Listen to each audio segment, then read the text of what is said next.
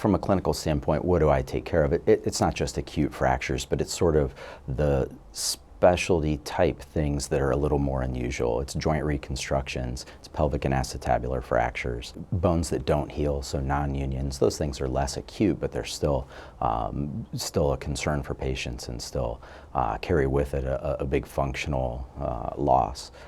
Infections from bones that are fractured, joint replacements, things of those nature. So you have a conversation about what happened, what injuries we've seen, and what the expectations are as far as treatment goes.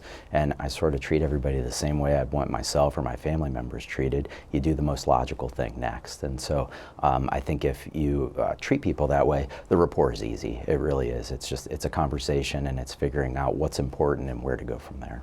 There are certainly patients who are involved in some of the high energy, pretty impressive accidents and things that require care, and those are the ones you're just really proud of as the years go by, helping those patients to get past their injuries, get back to function, get back to their lives. And there's, every year there's a handful, and they're the ones where, we look at each other and just say, we're proud of what we do, and we're proud of what we bring to the community.